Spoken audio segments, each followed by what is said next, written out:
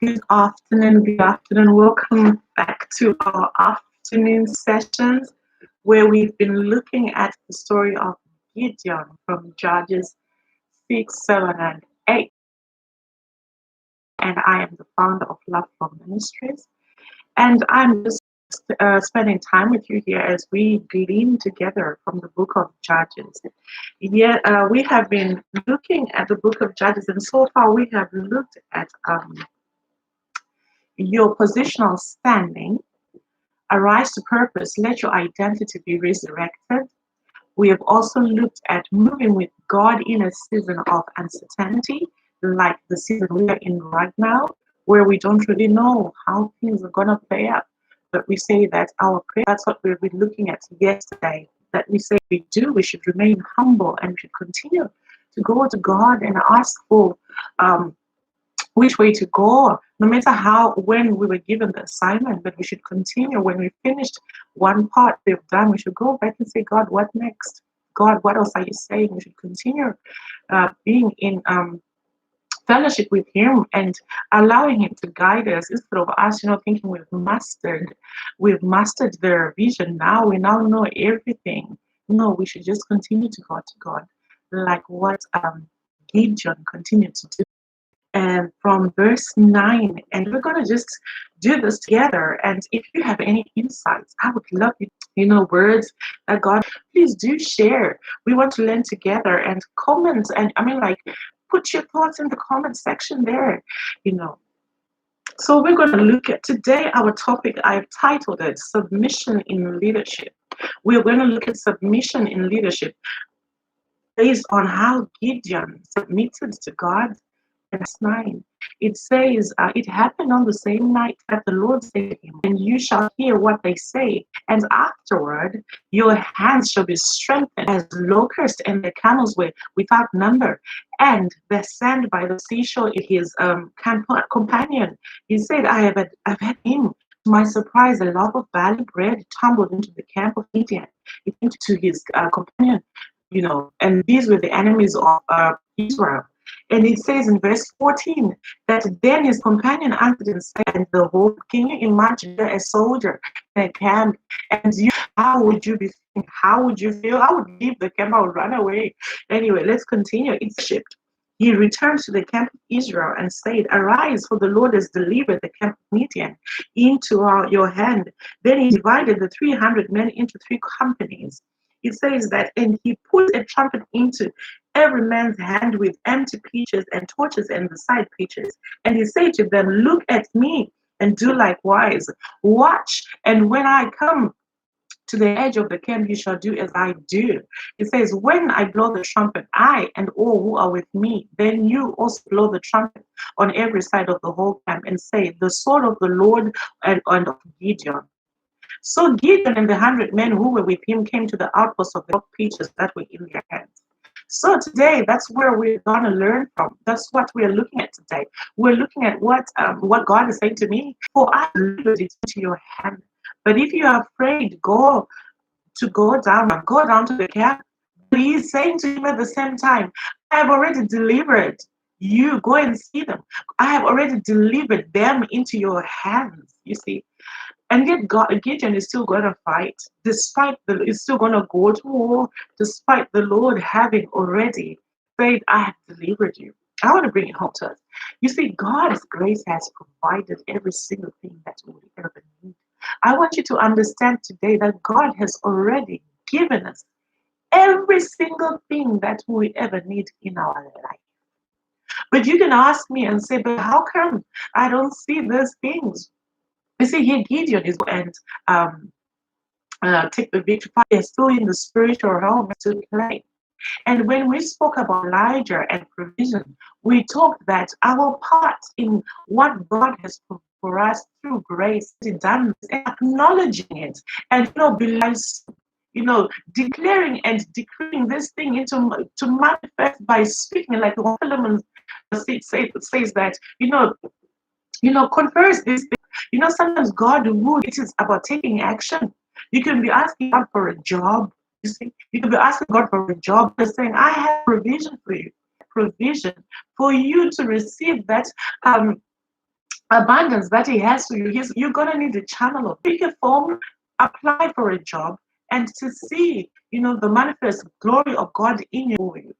There are things we need to do to show that we are in faith. We need to go ask God and do things for us. If we are not in partnerships with me, and yet that we are a people of wisdom, we are people of knowledge, we are people who listen to the instructions of God, no matter how simple these instructions can be. You see, as we continue, it says in verse 10, what they say, listen, go to their camp and hear what their enemies are saying. But Gideon, also God also says to Gideon, but if you are afraid, go with Purah, your servant. I want is just a servant do for Gideon was gonna kill him. What is the servant gonna do? Because the servant takes instructions from Gideon to be, I believe that God will say, go with him for moral support. We want to launch. I want to step out and into the visions that God has given us, or into businesses, or into anything new. We are gonna need people who encourage us. We need friends who can boost our confidence, who can speak to that fear in us and cast it out. You need people to come with you. You need people, confidence where you can share with, where you can say, you know what, this is what God has said to me. What do you think? Can you help me? I'm worried. Can you pray with me? Can you actually, what do people who give you wise counsel. You need wise counsel. You need people who can, a sister with a brotherhood who can say, come on, you can do this. You can do this. Who can encourage. And the other thing that I think there is that when God is saying to him, if you are afraid, God wouldn't say to him, if you're afraid, if he didn't know you was afraid already. We shouldn't, what, come to me and I will heal you. I will set you free. I will change you. I will remove those weaknesses. Like you is not going to hear what the enemy is saying. Go with somebody was to work on his heart, to work on his belief system, to work on his boldness, so that he instill boldness, he instill courage, he instills strength in him, because he knew he was afraid. So all this, him going to the camp, was to go and see, was to go and hear that the enemy is actually afraid of him. If he was afraid of the enemy, God wanted him to see that. Can you see how much power I have put in you? It's just like us, God asked us to do things, and we are so fearful of what the enemy would do. We are so fearful of what would happen, and yet we are being, told that God has given us power. The life that raised Christ from the dead is in us. He has given us power to take authority over situations. He has given us power, you know, to do things that are beyond our own imaginations. And yet we do not see that power. We do not see that because we are looking at ourselves. We're looking at off yourself, and you're supposed to take assignment.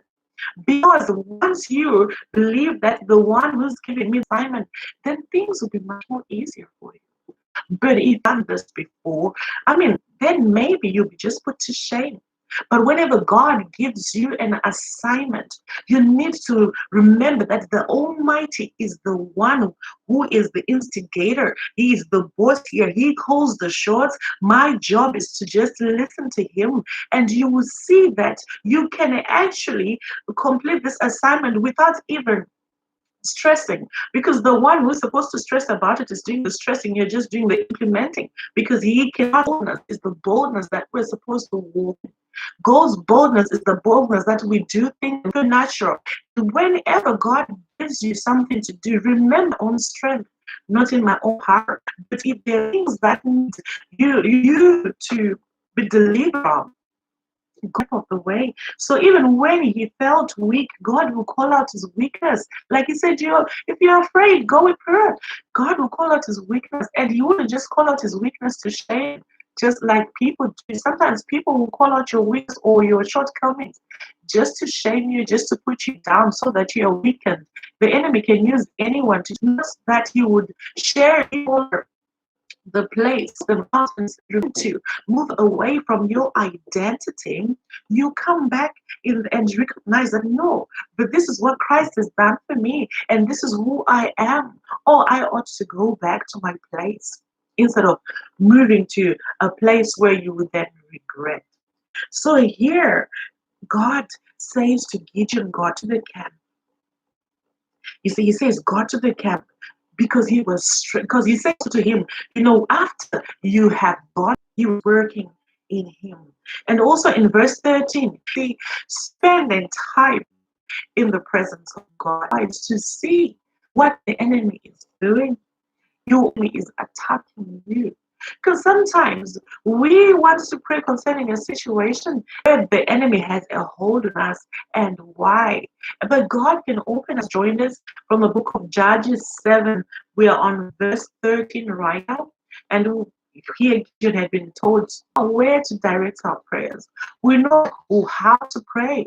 And sometimes we can be so prayerful, but then we continue to engage in some activities that continue to make the enemy put a hold on us. So God can show you that in this, actually, has a hold on you, because there are things that we can do that can snare you. So, for example, if you're always having arguments with your wife or your husband, and you don't really know what's transpired, but you're just thinking it's got an issue to do with my household, it's got an issue to do with my children, maybe my child is the problem, maybe my there or other men around there. So maybe those are just areas you need to just work on, that God will show you for himself. You begin to worship God because there was an assurance, because he believed, because he knew that this had already happened. Listen, it had happened before the action was already done. When God promises you something, when you pray, when you're asking God for something, are you praising and worshiping him before you see the thing manifest? Because there is so much power in thanksgiving. There is so much that says, God, I believe you. God, I know you've already done it. You've done this thing is done in the spiritual realm. Then I believe you. That's faith. You release your faith.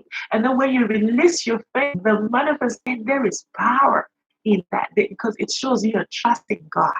People, the children of Israel. It says, arise, for the Lord has delivered the camp of Midian, into your hand. Then he divided the 300 men into their companies. Listen, now Gideon had been told by God that I have delivered the Midianites into your hand. That was in verse 9. And when the Lord did that, when Gideon came back, he was full of faith. He was full of boldness. He knew that God had done it because he had heard it for himself. You see, as a leader, today we're talking about submission in leadership. Sometimes God will tell you something, especially in this time of COVID. As a leader, you need to be able to go to God all the time, with everything, so that God can fortify things has affected every single person. It has affected Christian leaders. It is some of them. You could be ministers of the gospel or people in leadership. People are going to want to come to us for answers. People are going to want to come for us to ask for healing, for deliverance. But as the leader, if you yourself are still struggling with those emotions, or maybe somebody close affected, and the fact that people are just dying to bother you, they would have hurt you. So, as a leader, I just want to encourage you that go to the Lord, and say the Lord to set you free, so that you can receive his love and his healing, and you can now also allow it to flow onto other people. Because you cannot cancel people well if you actually need healing yourself. So, as leaders, here, Gideon, God works on him. Because there was no way Gideon would not be able to encourage other people, and would give them boldness, to give them strength. There was no way he was going to be able to do that if he himself is still shaking, is still afraid, he doesn't even have direction, he doesn't even know what to do. So I'm reminded of the story of Jesus, where Jesus says that, I only do what the Lord does, and I only say what the Father has sent me to say. And we can also, so we can also, yeah. So we also need to be people who go to God and say, you know what, God, I don't know what to say to people. People are coming to me. I don't know what to say to them. I'm hurting myself. And when God puts, because right now we need a lot of wisdom. We need wisdom when we are, or words that we have heard, or just because the verse says this, so we just throw the verse to H, because the same thing you say to A might not necessarily heal B. So because maybe A is just heartbroken that somebody was ill, but B needs major healing because there's trauma there. They didn't expect that to happen. There's deep wounds. Do I just need to sit with them and cry with them? Because it's not a passion, is about, being able to feel with that person there and understand them and actually take them from where they are sitting, where they are hurting, and bring them up to a place of joy where you are. So, yes, Gideon was able to encourage the man and say, come on, rise up, let's go, let's do this, because he had been encouraged. As we move on reading in verse 17 and 18 and 19, we see that Gideon says to them, in 17 he says, and he says to them, look at me and do likewise.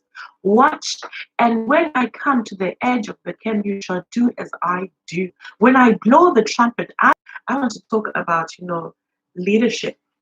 Leadership. Gideon here is a leader by example. I mean, he's not a dictator. He's not saying, oh, the Lord has told me this is going to happen. So I'm telling you, go and do that, go and do that. No, he's saying, come with me. Come, let's do this together. Gideon takes a position as a leader and he goes in front and he says, this is how we meant to do this. This is how we're going to do this, you see. And you showed them how it is done. As leaders, we need to lead by example. The leaders that our children see. Do you understand? So the way we live our lives is teaching how our children should live. We are living by example. So we need to be a people who remember that in everything that we do, if you are a leader, if you are a parent, you are a leader. You are not that your children see.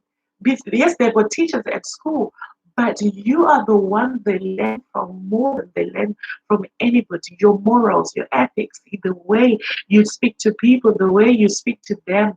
You are the teacher. So lead. Let's lead by example. Let's lead by example. Happen.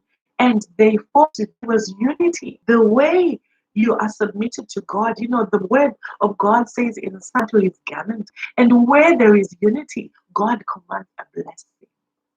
So when you are submissive to God as a leader, and when you listen to God and you follow His precepts, Psalms 1 says that Psalms 1 talks about a man who is diligent, and whatever he does, he bears fruit because he is diligent. What that man does, he prospers. That means if you're a leader who is submissive to God, who does not walk in the path of ungodly, whatever you do, you meditate on the word of God and you follow what God says. Therefore, you are like a tree planted by the rivers world.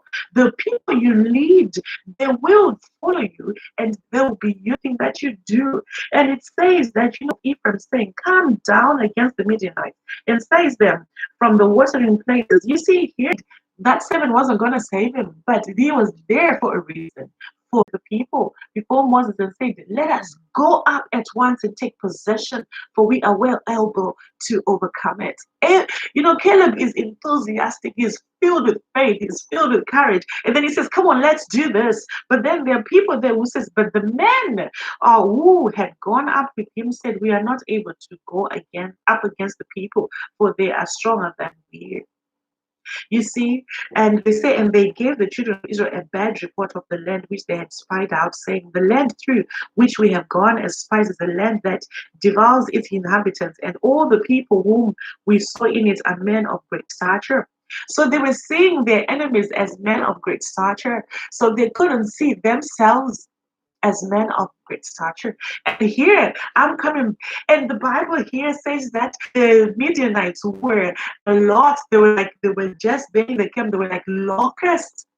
And a camp where there are men like locusts. God called out because he knew that he would be of great encouragement to Gideon. He knew that Gideon wouldn't feel alone. I mean, you need to look at the people that you are walking with. Are they people who edify you? your interests at heart, or they're just for you to just be there, praises. Are they? You see, you need to know who your people. So you need to be a person who ought to be supporting each other. If it's not helping you in any way, and you're better off somewhere else, come on. You're not a tree, you can move. So I just thank God that God is just showing us these things that, despite how much hindrance somewhere or asked you to implement something, let not the hindrance, let not the blockage, let not the enemy be the thing that makes you stop in assignment. You know, as a leader, if you submit to God, because what you fear you submit to. If the hindrance or the blockage is something that you're going to stop because it's there, then you've submitted to that. He had already conquered. He had already won the battle. He had already put the enemy into the hands of Gideon. But he told Gideon to continue to go and to fight. Let's exercise faith. Let's believe God.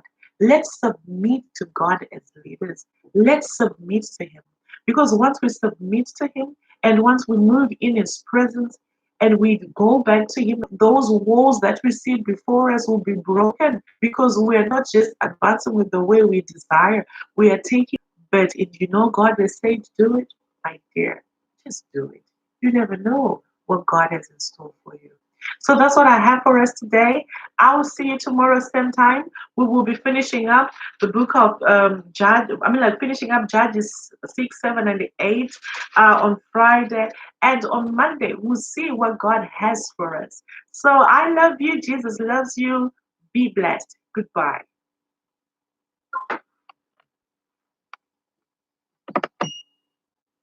Welcome back to our afternoon session where we've been looking at the story of Gideon from Judges